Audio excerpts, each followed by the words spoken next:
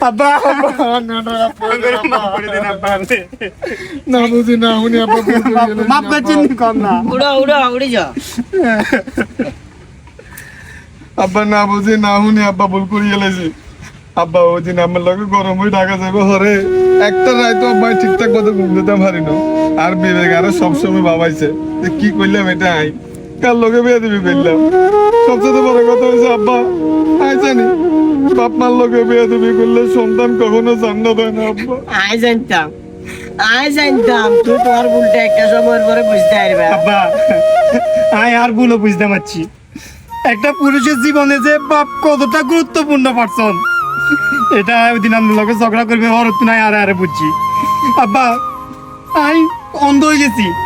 I মানে বাপ চিনি না আই আর মতন করি ওড়ি রয়েছি অন্তত পক্ষে আপনার কাছে বহুত ভালো লাগে আর দুয়ে মাত্র উঠ তোমরা দুজন যখন তুমি হিরি থাকতা তোমরা দুজন যখন ইগে দেখবে ওরা দুজন দুই রাস্তা দিয়ে যাইতা এই জিনিসটা আমি সহ্য করতে পারতাম না আর অনেক কষ্ট লাগতো কি রায় কি ওলা জন্ম দিলাম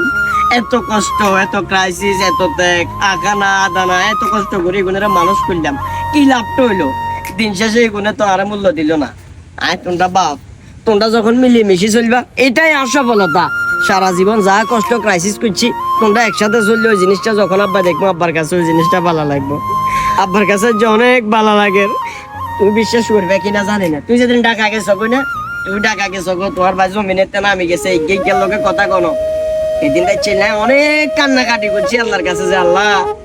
আই বাসি দেখতে অন্তত আরো লাগুনের মিলমিশ করে দিয়েন আয়োজন এগুলোর সৌন্দর্যটা দেখি যাইতে আরি আল্লাহর কাছে শুকরিয়া আল্লাহ কেন মানুষেরা নিরাশ করে না আল্লাহর কাছে চাইবেন মতো চাই না আব্বা না ও মানুষ হয়ে গেছে আব্বা দশ মতো আমার মাফ করে দেন আব্বা আপনি মাফ করছেন লিখন না করছি রে ওই যাই রে আই স্বপ্নে না দেখছি আই তো চিন্তা করি আর হল আগুন কেন এত ভালো হয়ে গেল অমানুষের বাচ্চারা জীবনেও মানুষ হইতো না স্বপ্নে এখন হয়তো বা সম্ভব হবো